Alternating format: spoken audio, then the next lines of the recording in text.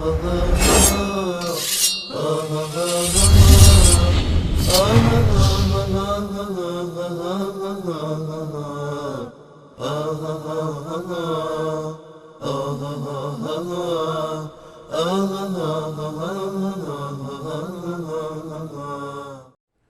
سلام علیکم. آقای باقری بفرمایید. سلام. سلام و رحمت الله. سلام، شب بخیر. شب بخیر آقای باقری. آقای انصاری، یک ساعت من پشت خطم میشناسی شماره من؟ بله و همین الان احمد جان اشاره کرد که رو خط 5 شما هستید. من عمدن شما رو بدون نوبت آوردم رو خط.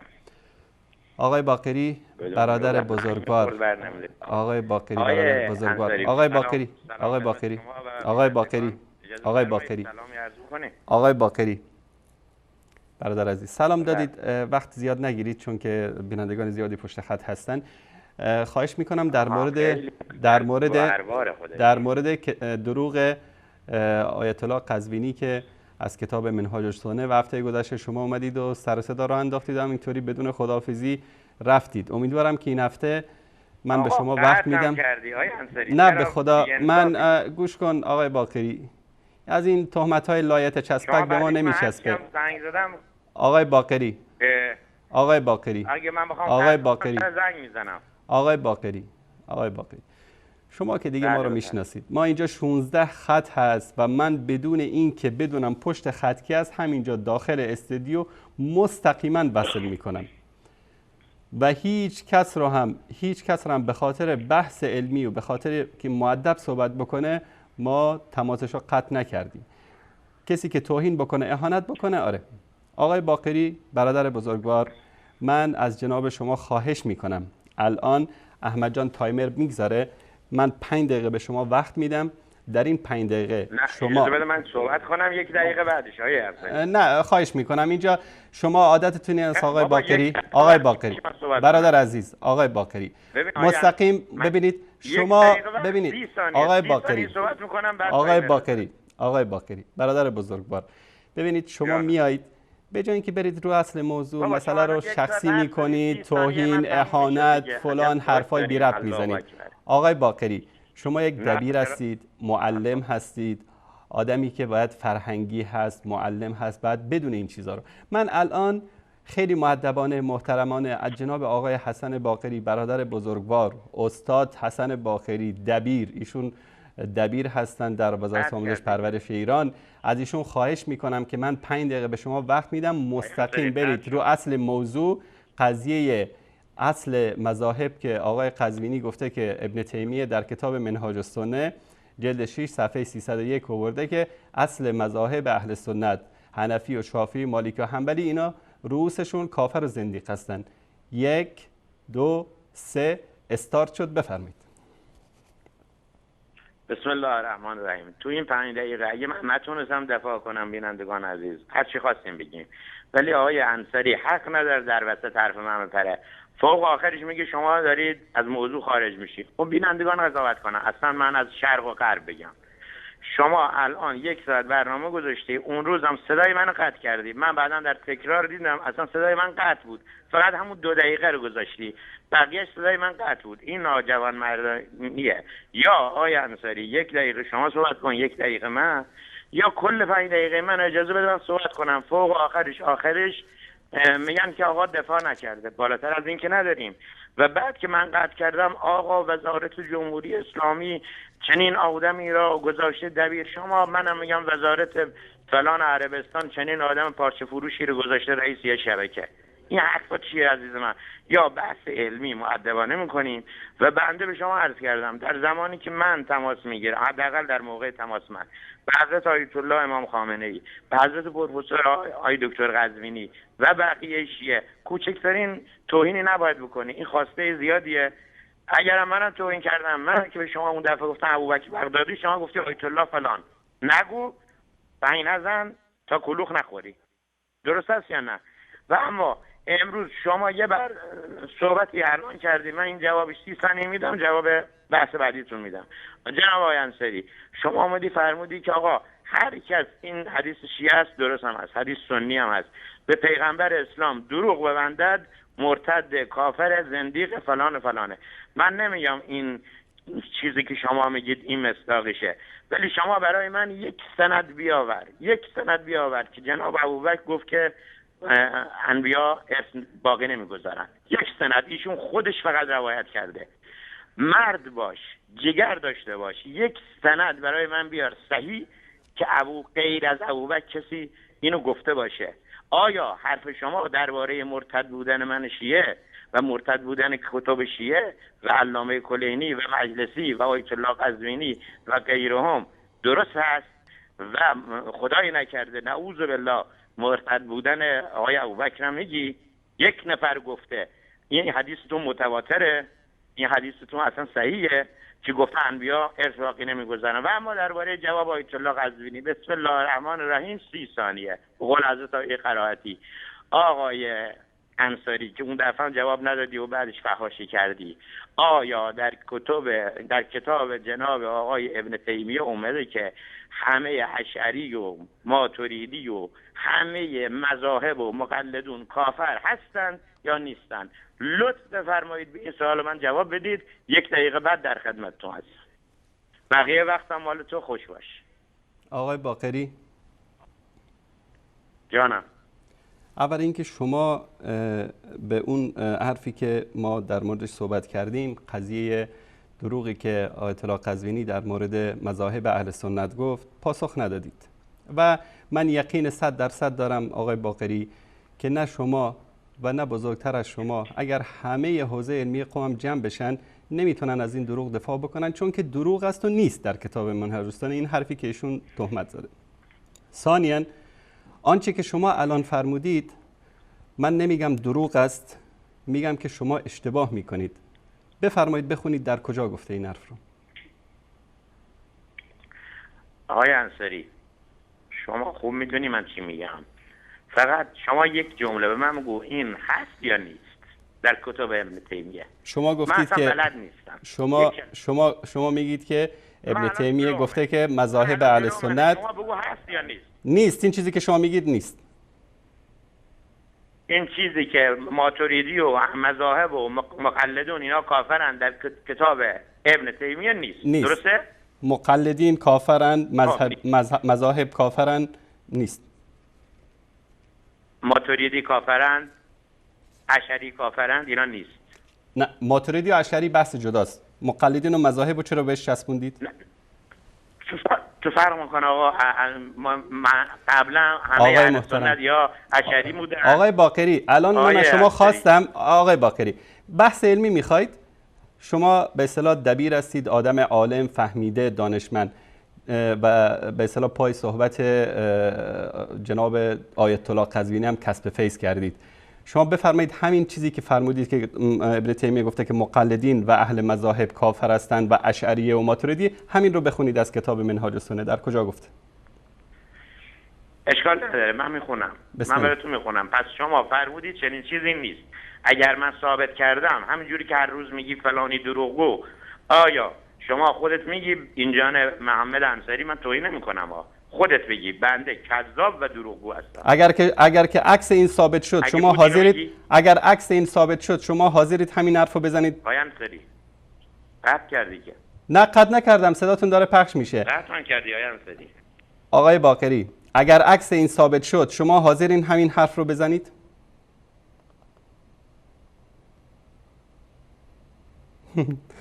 آقای باقری، متاسفانه دوباره تماس قطع شد. حالا من با حسن نیت برخورد میکنم، تماس قطع شد، شما قطع نکردید، ما هم قطع نکردیم، خودش قطع شد. لطفاً دوباره زنگ بزنید و اگر زنگ نزنید، احمد جان شمارش رو بگیر، شما از اونجا زنگ بزنید بهش. الان من همه خطا رو صفر میکنم. آقای باقری دوباره تماس بگیر که در این مورد صحبت بکنیم. شما متاسفانه، امیدوارم که اینطوری نباشه، اما به خاطر اینکه اصل مسئله رو میخواید پاک بکنید، صورت حسابش رو، به خاطر همین، چون این مطلب وجود نداره در کتاب منهاج السنه. امیدوارم که دوباره زنگ بزنید و این مطلب را از کتاب منهاج السنه یا یکی از کتاب‌های ابن تیمیه که گفته باشه که مقلدین و اهل مذاهب کافر هستند. اگر از هر جایی از کتاب‌های ابن تیمیه این مطلب رو آوردید و خوندید، بعد من اینجا جلوی همه بینندگان همون جملاتی رو که شما گفتید میگم. امیدوارم این شجاعت و مردانگی رو شما هم داشته باشید که اگر عکس این مسئله رو من ثابت کردم، این رو شما هم بگید. و بینندگان عزیز و گرامی، دیدید من 2 دقیقه تقریبا هیچی نگفتم، ایشون هر چی دلش خواست گفت، توهین کرد، اهانت کرد، فلان الان هر چی، اما یک کلمه در مورد دروغ آیت الله قزوینی صحبت نکرد. و من تو هر برنامه تقریبا بیش از 3 ماه میشه تو هر برنامه اینو اعلان میکنم، بازم اعلان میکنم، یک مرد در بین شاگردهای آیت الله قزوینی، اگر خودش که این مردانگی رو نداره و من یقین دارم و ثابت شده اینجا برای بینندگان عزیز، یک مرد در بین شاگردای قزوینی وجود داره بیاد و همین حرفایی رو که قزوینی در مورد ابن تیمیه گفته که ایشون سران مذاهب اهل سنت رو کافر و زندیق میدونه، از کتاب منهاج السنه یا هر کتاب ابن تیمیه که هست این رو نشون بده. آقای باقری، خواهش میکنم حرفای گنده نزن. یعنی وقتی گاهی اوقات من میگم که تحدی میکنم یک مرد پیدا بشه که از دروغ قزوینی دفاع بکنه، میدونم که همچین مردی در کل مذهب شیعه تا هنوز از مادر به دنیا نیامده که از این دروغ قزوینی یا دروغای دیگرش دفاع بکنه. وقتی که محمد انصاری اینطوری تحدی میکنه، تحدی مردانه است. اگر یک مرد در مذهب شیعه به دنیا اومده که از دروغ قزوینی دفاع بکنه، زنگ بزنه دفاع بکنه. بعد ادای منو در نیار که بیاد تو در مورد این حدیث اننا معشر الانبیاء لا نورث ما ترکناه صدقه، در مورد این تحدی میکنم که صحبت بکن اگر غیرت داری. باقری جان، غیرت منو بر از قزوینی بپرس که پدر سوختش در اومده. غیرت منو بر از شریفی بپرس که تو خونه نشسته دیگه جرئت نمیکنه که زنگ بزنه. دوستان نشون بدن این صفحه کتاب صحیح بخاری است، باب کتاب فرائض. این حدیثی که سیدنا و حبیبنا ابوبکر صدیق خلیفت رسول الله صلی الله علیه و آله و سلم، خار چشم روافض دشمنان، میفرمایند که سمعت رسول الله صلی الله علیه و آله و سلم یقول لا نورث ما ترکناه صدقه.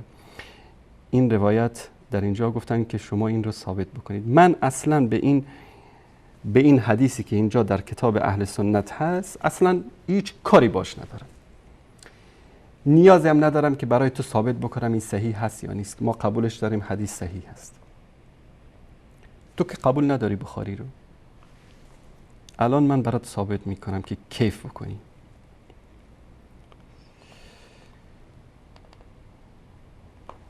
کتاب الکافی، سعی‌ترین کتابتون بعد از قرآن کریم، محمد ابن یعقوب کلینی، باب در اینجا احمد جون شما باب 4 حدیث اول، طبق اعتقاد کلینی در هر کتابی که کتاب فضل العلم صفحه 27 مطلبی که اولین حدیثی که میاره صحیح ترین حدیث در اون باب هست.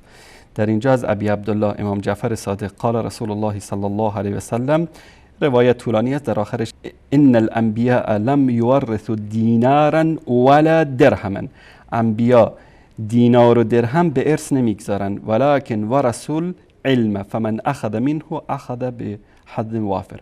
انبیا که هستن علم رو به ارث میگذارن، کسی که از این بگیره به اصطلاح حظ وافری رو دریافت کرده. این از کتاب کلینی، صحیح ترین کتابتون، روایت هم روایت صحیح هست.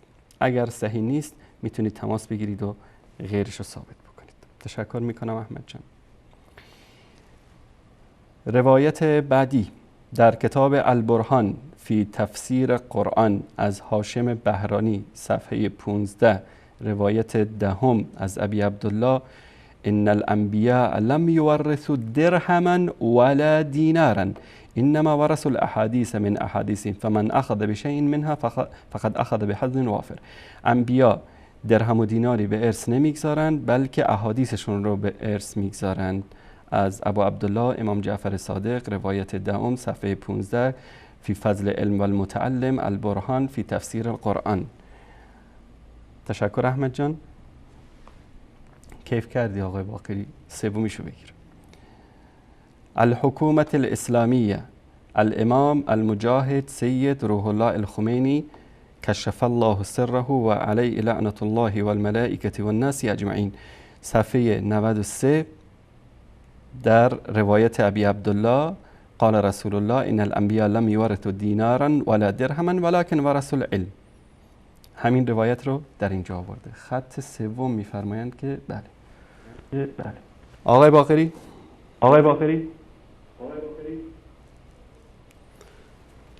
آقای حسن باقری. آقای حسن باقری لطفا صدای تلویزیون رو ببند.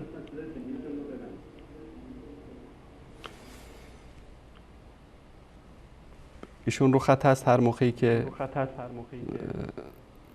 بله گوشی رو اسپیکر گذاشته فراموش کرد آقای باقری. آقای باقری لطفاً گوشی رو بردارید.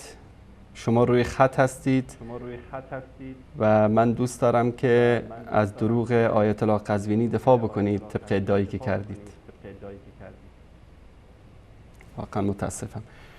خوبه آقای باقری در اینجا در کتاب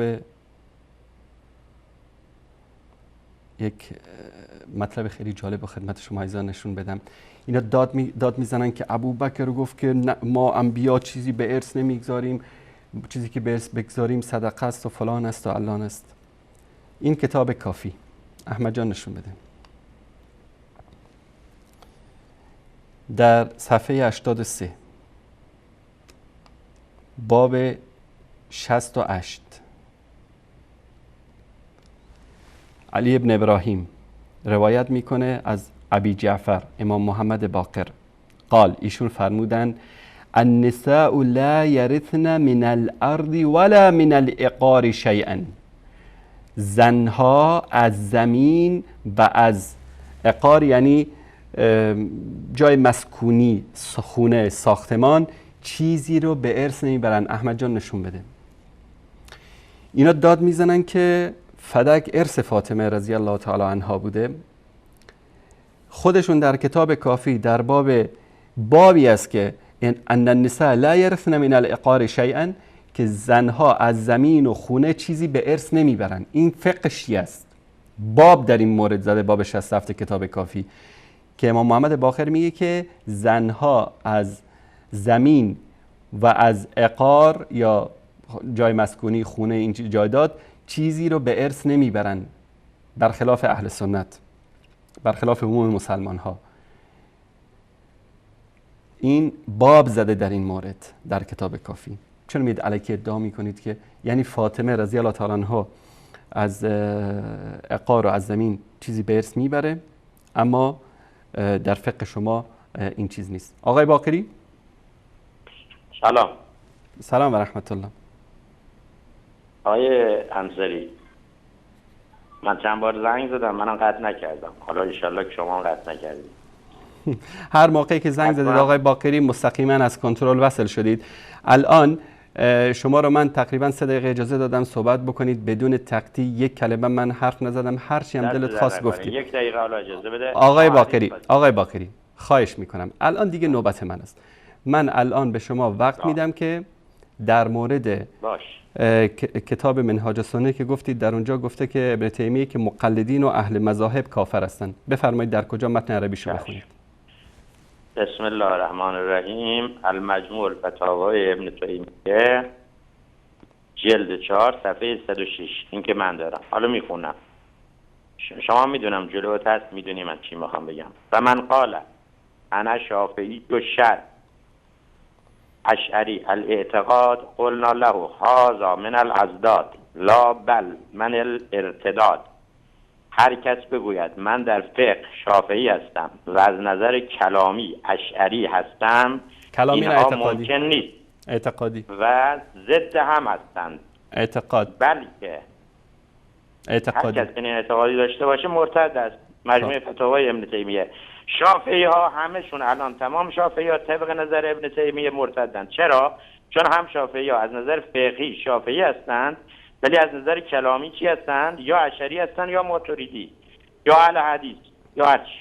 یا مثلا خیلی از اهل سنت حتی حنبلی هستند، اعتقادی هستند، اهل حدیث هستند، یا حنفی هستند، از نظر اعتقادی ماتریدی هستند. الان همه اینها جناب انصاری طبق نظر ابن تیمیه یا ماتریدی هستند یا اهل حدیث هستند یا اشعری. بله. خب اینا آیا مرتدن، جهنمی هستند؟ خب ادامهشو بخونید. خب جواب شما رو ادامهشو بخونید. ابن تیمیه همینجا جواب شما رو داده. بخونید ادامهشو. اصلا ابن تیمیه جواب نمیخواد بده. جوابش دیگه سفسطه‌ایه. مغلطه‌ایه. آقای حسن باقری، آقای محترم، ادامهشو بخون. جوابش همونجا داده.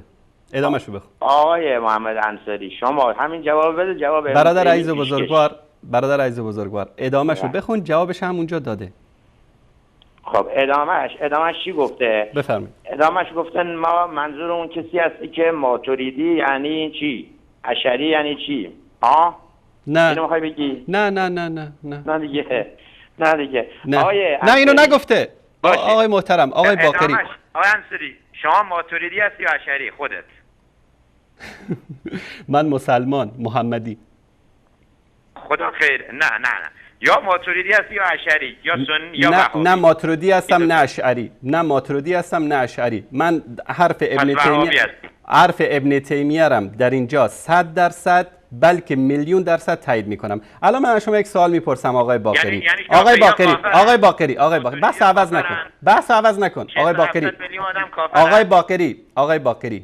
آقای باقری شما الان ابن تیمیه رو ادامه بحث رو نخوندی، در ادامه جواب داده. اصلا نمیتونی ادامهشو بخونی چون که حرف ابن تیمیه خیلی آقای محترم، آقای حسن باقری، من از شما الان گفته که کسی که بگه که من در فقه شافعی هستم و در اعتقاد اشعری هستم، ابن تیمیه میگه که این از تناقضات است بلکه ارتداد است. بله. درسته گفت. یک سوال آقای حسن باقری، امام شافعی اشعری بوده؟ امام شافعی اشعری بوده. از نظر کلامی چی بوده؟ امام شافعی اشعری بوده یا نبوده؟ اشعری بوده. امام شافعی در کدوم سال به دنیا آمده؟ امام شافعی اشعری بوده. در کدوم سال؟ تو بگو. من میگم امام شافعی در کدام سال به دنیا آمده؟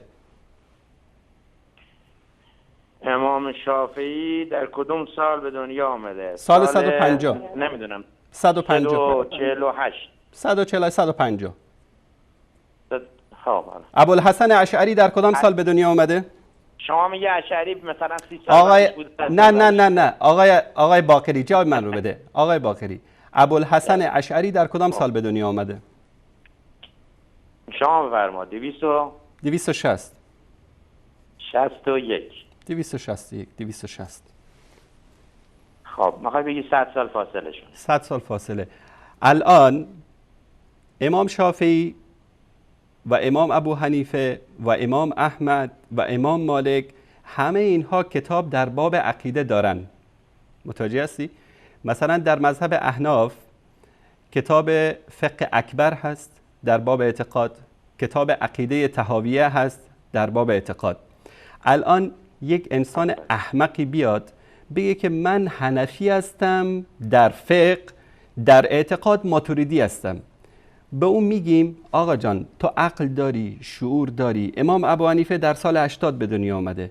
امام ابو منصور ماتریدی در سال 248 به دنیا آمده. یعنی فرق تقریبا 200 سال. وسط حرفم نپر آقای باقری، این از ادب و اخلاق بدونید. شما فریدی، منم میگم طحاوی که به دنیا آمده. آقای محترم در سال 248 ماتریدی به دنیا آمده. طبق حالا این چیز مجهول است، تقریبا 100 خورده ای سال. امام ابو حنیفه در باب اعتقاد کتاب داره. من فقه رو بگیرم از ابو حنیفه رحمه الله، اعتقاد رو بگیرم از ماتریدی، این حماقت است. یا در اینجا دو گزینه بیشتر نداره کسی که به این اعتقاد باشه، یا اینکه امام ابو حنیفه عقیدش درست نبوده که بعد عقیده رو از ماتریدی بگیری، یا اینکه ماتریدی عقیدش از امام ابو حنیفه بهتر بوده. همین مسئله در مورد امام شافعی. امام شافعی رحمت الله علیه در باب اعتقاد کامل و شامل همه مسائل رو ذکر کرده. حالا یک انسانی بیاد از کسی به نام ابوالحسن اشعری که 100 سال بعد از امام شافعی به دنیا اومده، بیاد از اون اعتقاد رو بگیره و از امام شافعی بره فقه رو بگیره، ابن تیمیه میگه این از ازداد است. یعنی تو دیگه نیا بگو که من شافعی هستم، بگو اشعری هستم. ثانیاً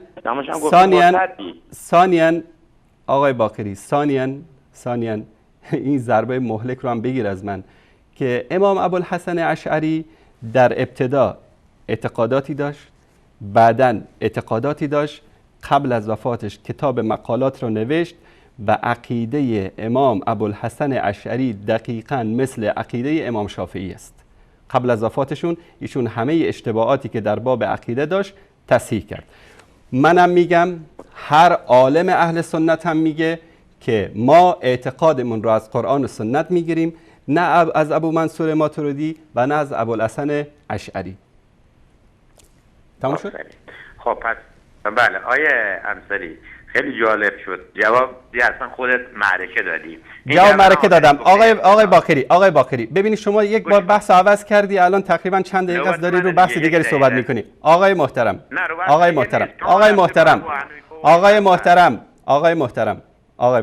شما ادعا کردید، صداتون هم هست، میتونم همین الان پخش بکنم که ابن تیمیه گفته که مقلدین و مذاهب کافر و زندیق هستند. در کجا گفته؟ وقتی گفته اشعری ماتریدی بل ارتداد میفهمی یعنی چی؟ یعنی آقای محترم این جواب من نشد. این جواب من نشد. در کجا گفته؟ بخون متن عربیشو. در کجا گفته مقلدین و اهل مذاهب کافر و زندیق هستند؟ در کجا گفته؟ به اونم میرسین. تو حرف من نه بیارش همین الان بخون در کجا گفته. این برداشت تو است آقای باقری. این برداشت تو است آقای باقری. در کجا گفته؟ بخون اول این متن رو بخون. والله قسم میخورم جلوی همه بیننده. آقای باقری بذار با ادب و با اخلاق این تماسمون پایان بیابه. خوبه؟ من والله قسم میخورم و همه بینندگان رو هم شاهد میگیرم که اگر همین مطلب قزوینی رو برای من آوردی و همین حرف خودت که گفتی مقلدین و مذاهب کافر هستن و زندیق ابن تیمیه گفته آوردی، من الان ساعت چنده؟ ساعت 10 تقریبا بله 53 21:53. من 7 دقیقه بعد که نیم ساعت میمونه به انتهای برنامه، نیم ساعت کامل رو به تو اختصاص میدم. خوبه؟ فقط این ور اون ور نپر. برای من بیار در کجا گفته ابن تیمیه متنشو بخون. آیه انصاری گوش کن دیگه، ببین اذیت نه. گفتی که یه حرف خیلی جالب. من اذیت نمی‌کنم آقای باقری، من اذیت نمی‌کنم. آقای سعید طوسی اذیت می‌کنه شما. آقای باقری بخون برای من، بخون. حرف این ور اون ور نزن. برای من بخون در کجا ابن تیمیه گفته که مقلدین و اهل مذاهب کافر و زندیق هستن. در کجا گفته؟ گوش کن الان میخونم. آقای انصاری بخون. وقتی تو وقت من هست ادب حکم میکنه نفری. آقای محترم شما وقتی که از جاده خارج بشی من مجبورم که بیارمت رو صراط المستقیم. بسم الله بخون. غیر از حرف ابن تیمیه بخون. شما ابو حنیفه و چی به من میگی خارج شدم؟ بابا یه ذره لا اله الا الله. آقای باقری خواهش میکنم بخون. در کجا گفته؟ شما آمدی ادعا کردی، همه بینندام صداتو شنیدن، گفتی که اصل گفتی که مقلدین و اهل مذاهب اینا کافر و زندیقن. در کجا گفته؟ بنده ادعا میکنم که ابن تیمیه تمام مسلمانان بجز فکر وهابی که بعداً اومد، یعنی فکر سلفی گری داعشی، خودش همه رو کافر و مرتد میدونست و اون زمانم اهل سنت تمام دنیا رو گرفته بودن، انداختنش زندان، همونجا مرد. در کجا گفته؟ همه گوش کن. چند تا از علمای بزرگ همون زمان گفتن در کجا گفته؟ آقای باقری ثابت میکنم. آقای نمیذاری حرف بزنم. آقای باقری من قسمت میدم به الله سبحانه و تعالی که یک کلمه اینور اونور حرف نزن. شماره جلد، شماره صفحه، در کجا ابن تیمیه گفته که رؤوس مذاهب اهل سنت کافر و زندیق هستند؟ 1 2 3. من الان میخونم که ابن تیمیه همه رو کافر و مرتد دونسته. اول کلام بهت خوندم. تکلیف شافعی که معلوم شد، ماتریدی و اشعری هم که معلوم شد. پس بنابراین اهل سنت دنیا هر کدومتون ماتریدی هستید و اشعری هستید، از نظر جناب ابن تیمیه که آقای محمد انصاری هم قبول کرد، کافر مرتد هستید. حالا شیعیان که بماند که جای خود دارد. اما آقای انصاری میگه که چون فاصله این امام با اون امام 60 سال بوده، 100 سال بوده، هیچ عاقلی نمیگه. آقای انصاری شما فاصله محمد ابن عبدالوهاب تا پیامبر تا ابو حنیفه تا شافعی چقدر بوده که وهابیت الان به نام اون داعش رو وجود آورده، جبهه نصرت قلب میخوره، کودک کشی میکنه، یمن رو میکشه؟ چقدر فاصله بین اینا بوده؟ آقای باقری ببین الان که من به شما اجازه دادم، الان که اجازه دادم گوش کن. آقای باقری الان که من بهت اجازه دادم شروع کردی. آقای باقری گوش کن آقای باقری. ببین الان که بهت اجازه دادم، ببین از کجا شروع کردی، پریدی به نصره و فلان و فلان. من امشب ولت نمی کنم. احمد جان شماره‌شو برای من بفرستید اینجا، شماره‌شو بفرستید که من پدری از تو در بیارم آقای باقری. امشب انقدر بهت زنگ بزنم که تا که حالت گرفته بشه. تا نیا اینجا از دروغ قزوینی دفاع نکنی، من امشب ولت نمی کنم. بعد از این تا این شماره رو عوض نکنی، من تو هر برنامه آن روسته که بهت زنگ میزنم، خودم زنگ میزنم اینجا. اولا که از دروغ قزوینی دوستان دفاع نکرد، چون که دفاع نداره و قزوینی دروغ گفته، یک کلمه دفاع نکرد. ثانیاً اومد گفت که ابن تیمیه میگه که مقلدین و اهل مذاهب کافر هستن. آقای باقری من اول بهت احترام گذاشتم، گفتم اشتباه کردی، اما الان میگم دروغ گفتی. ثالثاً قضیه ماتریدی و اشعری اینجام جلوی من هست متنش. در کتاب مجموع الفتاوا جلد 4 احمد جان نشان بده. در اینجا میاد قضیه علم کلام و مسئله اشعریه و کرامیه و کلابیه و اینا رو مطرح میکنه. بعد صوفیه و مالکیه و شافعیه و حنبلی و این مسائل رو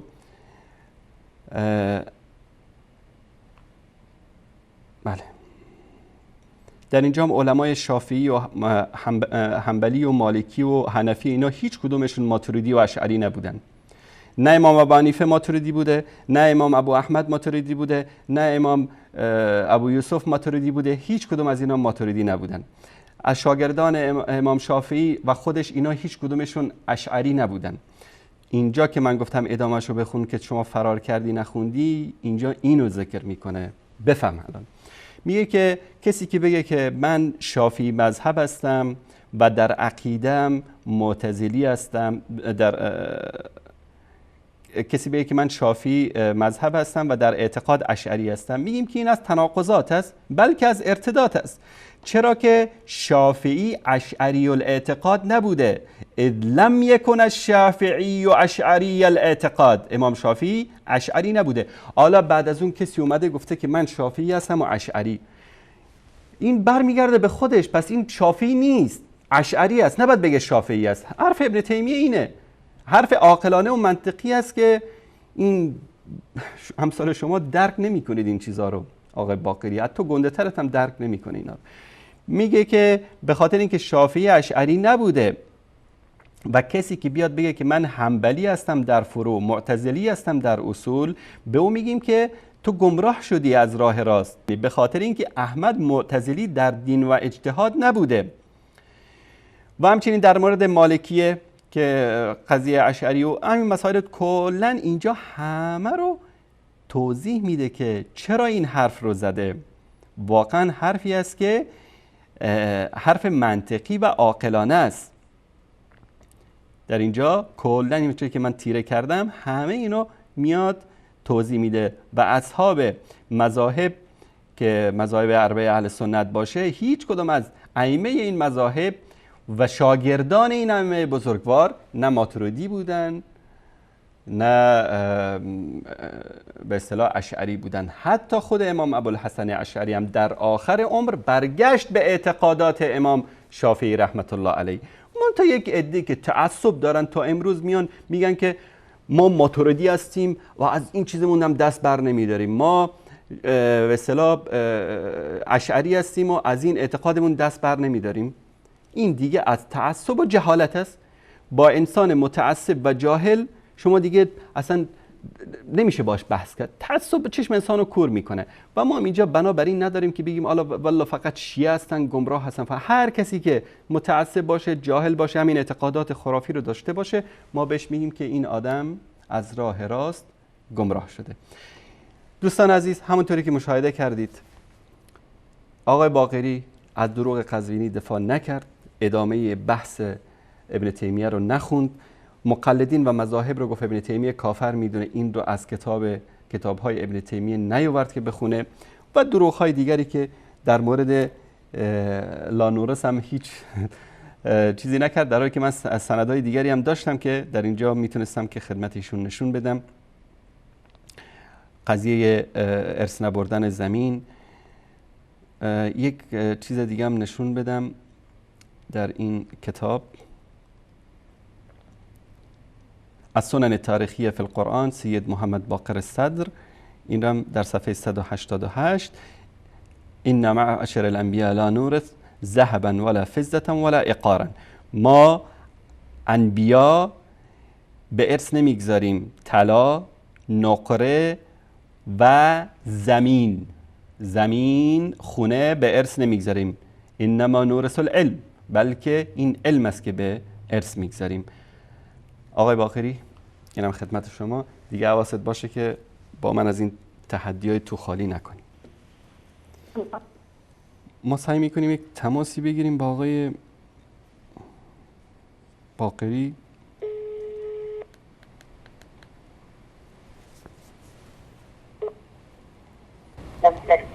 آقای باقری، آقای باقری تشریف دارن؟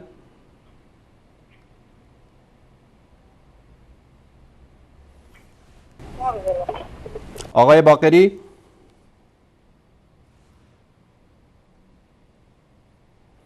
آقای باقری زشته، تلفنتو جواب بده، دست خانومت نده، خودت تلفنتو جواب بده، من باهات حرف دارم.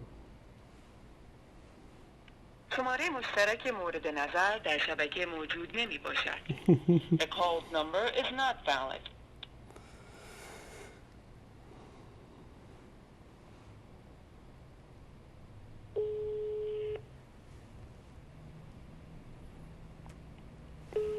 آقای باقری، من از موبایل شخصی خودم دارم بهت زنگ میزنم، لطفاً جواب بده.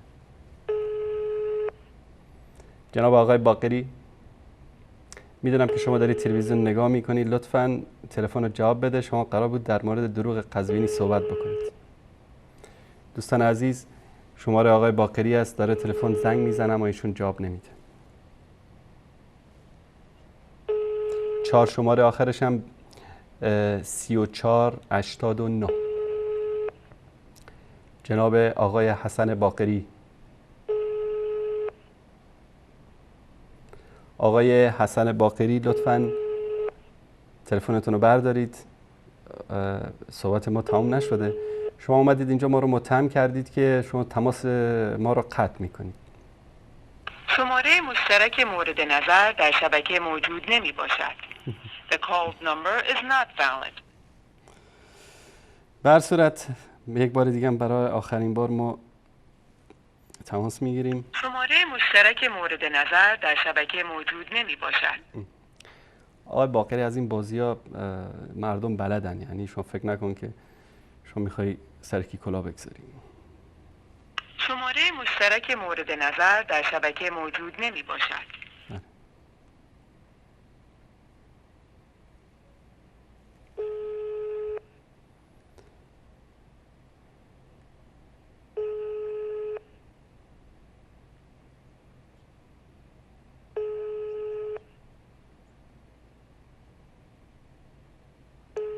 بله. الان من تلفن داره زنگ میزنه. احمد جان زوم بکن رو شماره ایشون. نه، شماره‌شون رو نشون بده که داره زنگ میزنه. بله، شماره‌شون نشون بدید. بله، این شماره آقای باقری است و ایشون جواب نمیده. بله، بعد نگید که والا شبکه وصال حق تماس رو قطع میکنه. از این به بعد هم دروغ قزوینی رو پخش میکنم هم به این شماره. اینجا مرکز تلفن بین‌الملل ایران میباشد. شماره مورد نظر شما در شبکه وجود ندارد. لطفاً شماره خود را تصحیح بفرمایید. بله. بر صورت دوستان عزیز، اینم از آقای باقری که این همه داد و فریاد را انداخته بود، میخواست به دروغ قزوینی پاسخ بده. نمیتونید پاسخ بدید آقای باقری. خیلی متاسفم براتون. خیلی متاسفم. خیلی زیاد. واقعا حیف است. بازم تکرار میکنم حیف است برای اون آموزش پروریشی که شما اونجا دبیر هستید.